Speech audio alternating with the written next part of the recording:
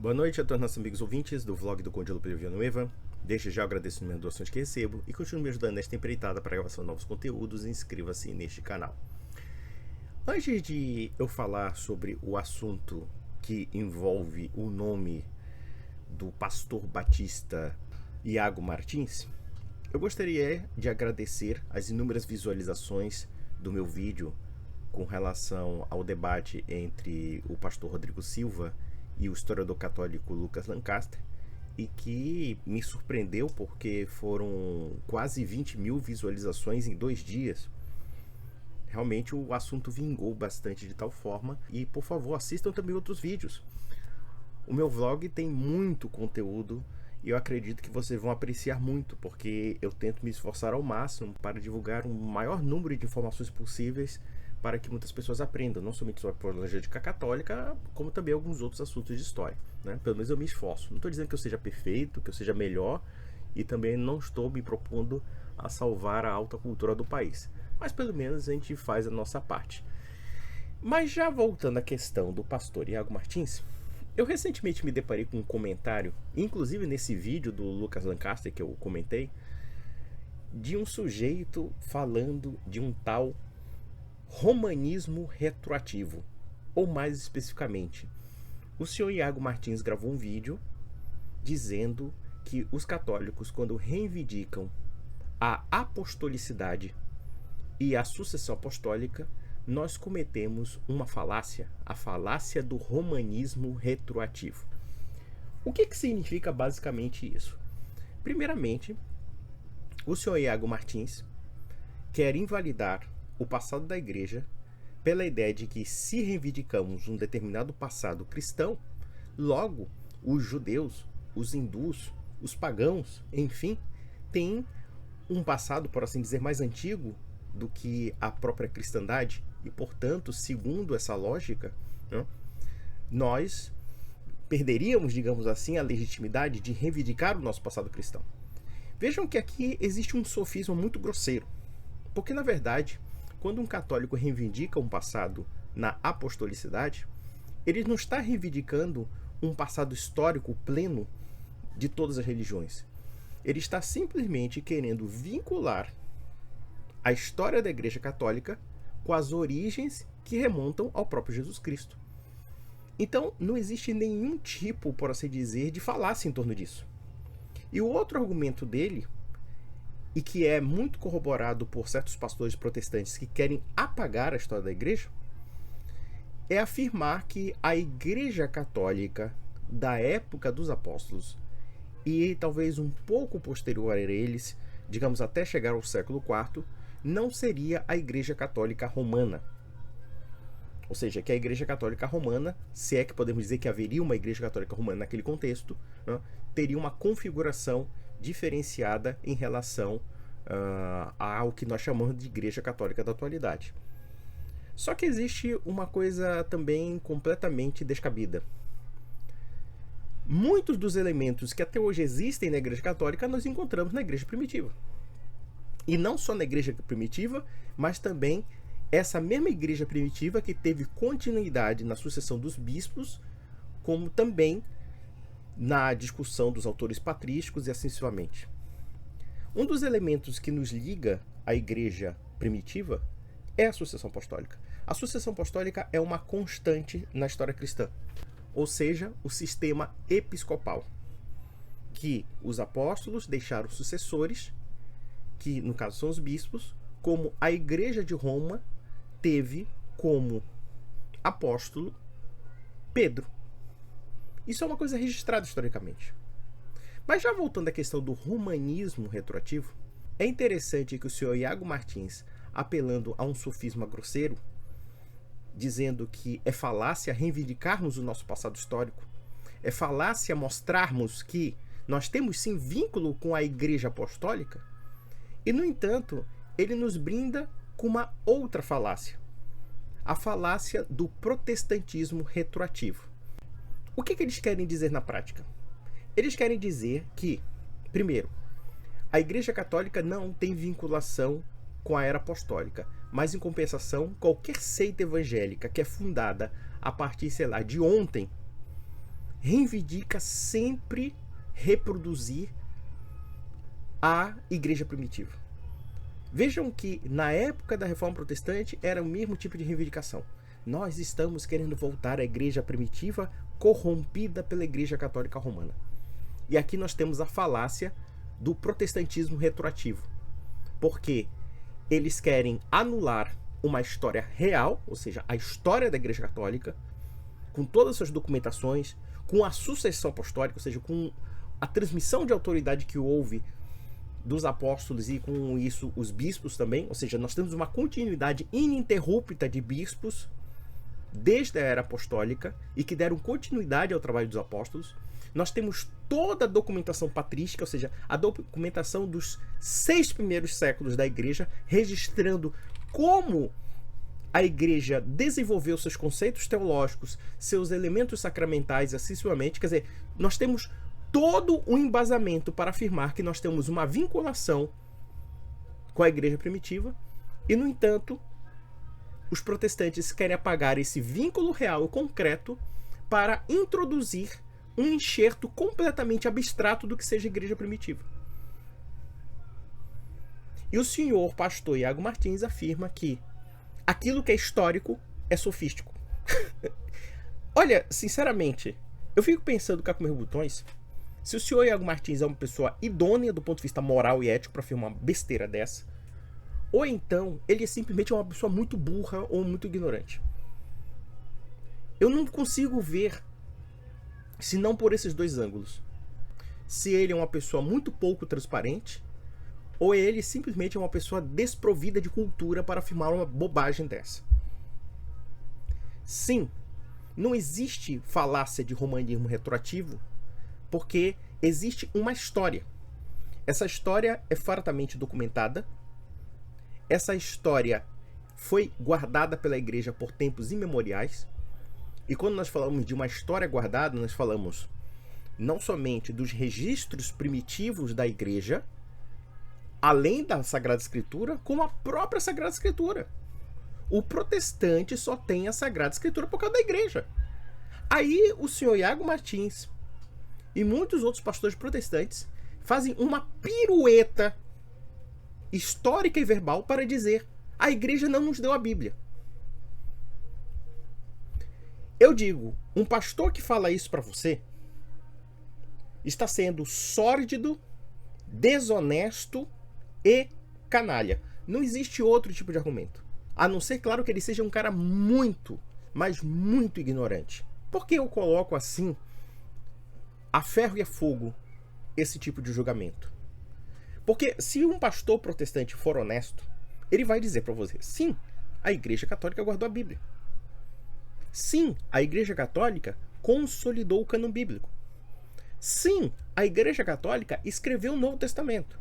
E observe que quando nós vamos definir aqui o que é a Igreja Católica, eles vão sempre usar aquele argumento capcioso dizendo: olha, era a Igreja Católica, mas não era a Igreja Católica Romana. Aí assim, não, pera lá. Nós temos uma carta chamada Carta de São Paulo aos Romanos. A Carta de São Paulo aos Romanos era direcionada a quem? A uma comunidade eclésia de Roma. Esse é o primeiro ponto. O segundo ponto é que se nós pegarmos os primeiros textos da igreja cristã, São Clemente Romano, Santo Inácio de Antioquia, São Irineu de Lyon e muitos outros, nós vamos perceber claramente que havia uma igreja de Roma no século I. E que os autores patrísticos são unânimes em afirmar que os bispos de Roma são sucessores de Pedro. E são sucessores até hoje. Nós temos um bispo de Roma, chama-se Papa Francisco.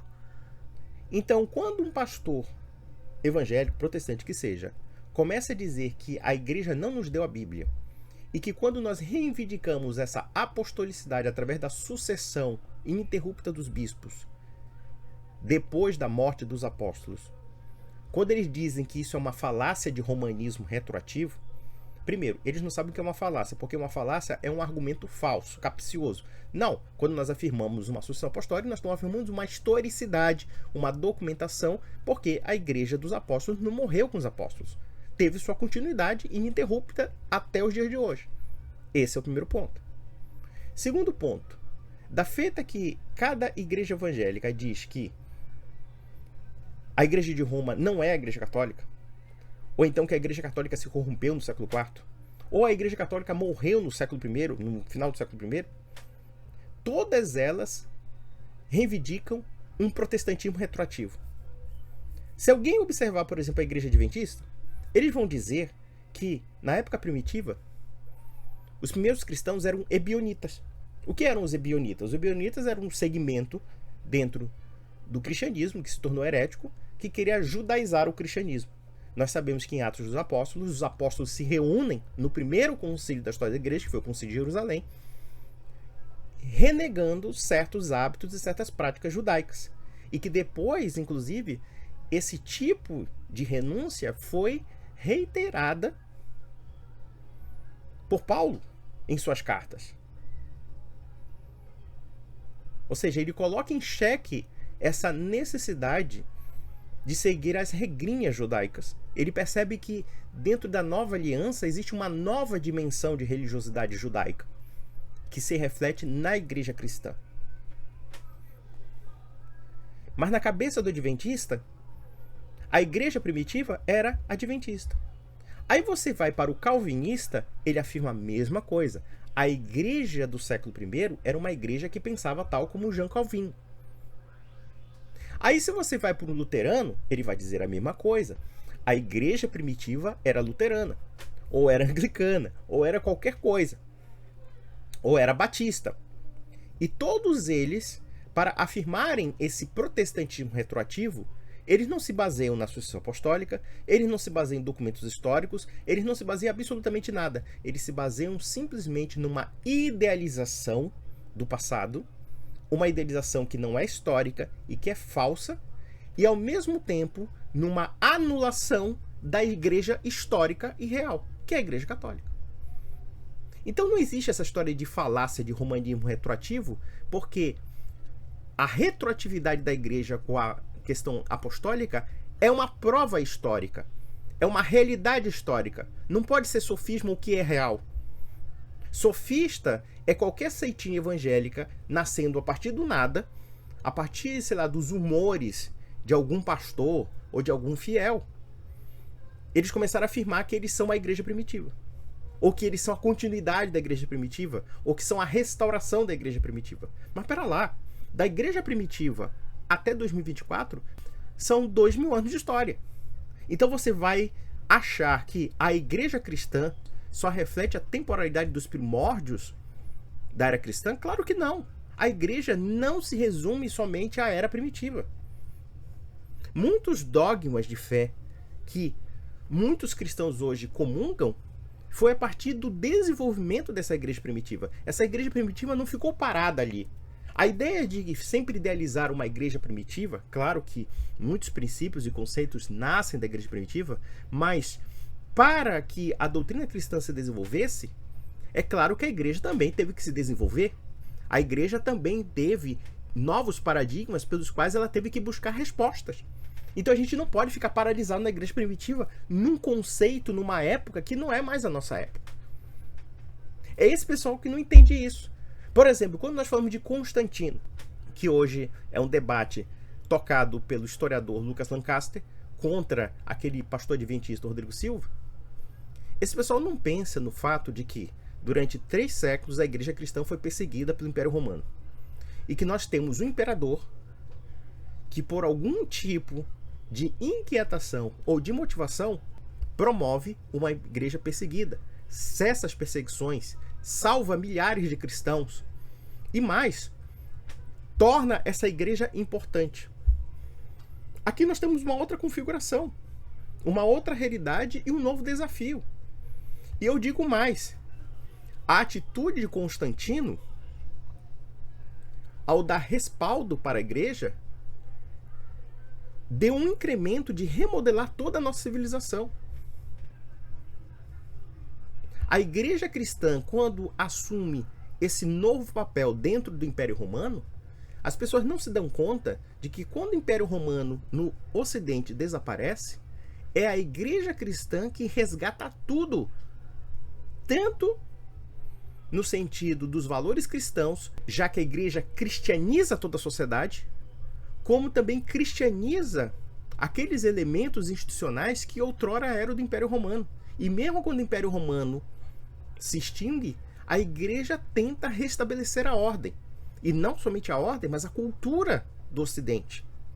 Olha só o desafio que a igreja teve que assumir numa época pós-Império Romano, dos séculos V, VI, VII até o VIII. A Europa foi envolvida por inúmeras turbulências, guerras, invasões, bárbaros, né? O norte dominado pelos vikings, o centro da Europa dominados pelos magiares, pelos burgúndios, por inúmeros povos que estavam pilhando e saqueando. No sul da Europa, depois a ameaça do Islã e sucessivamente. Quem foi que segurou o rojão? Foi a Igreja Católica. Então veja que esse papo de romanismo retroativo é uma retórica para anular a história, para anular todo um processo que forma o cristianismo. Inclusive, nós podemos fazer a seguinte observação, de que existe uma tentativa dentro da Reforma Protestante e depois, muito posteriormente, de uma mentalidade revolucionária de apagar o passado, de remodelar o passado conforme as conjecturas ideológicas de um segmento, de uma seita, excessivamente. E eu poderia dizer, inclusive, que muito dessas sementeiras das seitas, principalmente as mais rebeldes, como o calvinismo, como o anabatismo, enfim, dentre outras coisas, implica um prenúncio, inclusive, das ideologias totalitárias da modernidade, como fascismo, como nazismo, como comunismo e etc. E isso podemos ver no próprio Brasil da atualidade. Porque se vocês observarem o protestantismo brasileiro, ele tenta realmente apagar não somente a história cristã, propriamente dita, como também até a história do Brasil.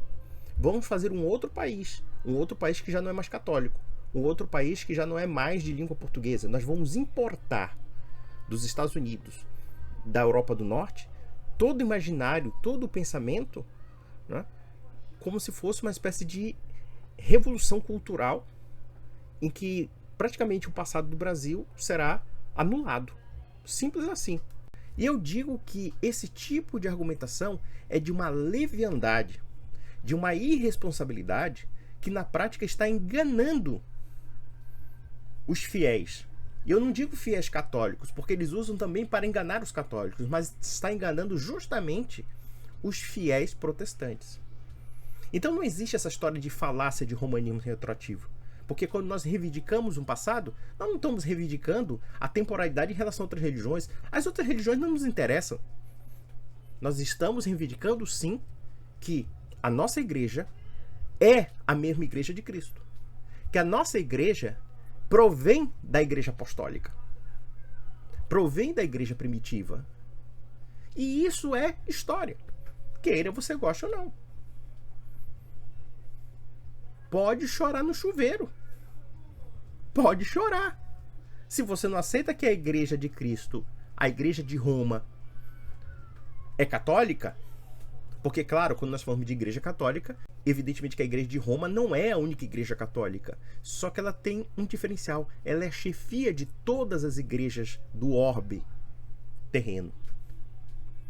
Essa que é a diferença. E veja que quando ela reivindica o passado com relação à sucessão apostólica, nem por isso, quando comparamos com outras religiões, nós podemos dizer também que a manifestação de Nosso Senhor é um cumprimento de um passado que é muito anterior ao próprio cristianismo, que é o quê? O judaísmo antigo. O judaísmo antigo é um prenúncio das promessas salvíficas de Nosso Senhor. Porque a nossa religião nasce, propriamente dita, do cumprimento messiânico do passado judeu. Então podemos dizer que, embora o cristianismo se manifeste como fé religiosa definitiva a partir de Nosso Senhor Jesus Cristo, nós já temos um prenúncio desde os primórdios dos tempos e que se concretizam a partir do quê? Da manifestação do Verbo encarnado e da fundação da sua igreja. Casa do Deus vivo, coluna e fundamento da verdade. Aquela que une 1 bilhão de católicos em corpo e espírito, sob a mesma fé, o único batismo, o mesmo Deus e etc. E o que nós vemos nesses protestantes aí? Nós não vemos nenhuma convicção com relação a igrejas. Eles acham que a igreja é um mero acidente, pelo menos eles falam isso publicamente, mas na prática, intramuros, todos eles também se acreditam defensores de uma verdade evangélica. O mais interessante é a hipocrisia deles, de afirmarem como é que a Igreja Católica se arroga ser unicamente verdadeira. Ah, e vocês com suas 300 mil seitas, trocentas mil seitas, vocês não se arrogam uma verdade absoluta, até mesmo para julgar a Igreja Católica. Então eu acho que a argumentação do Sr. Ego Martins é de um cinismo monumental. E também é algo que fere a lógica, que fere a razão e que fere também a história propriamente dita. Então, meus amigos, um grande abraço.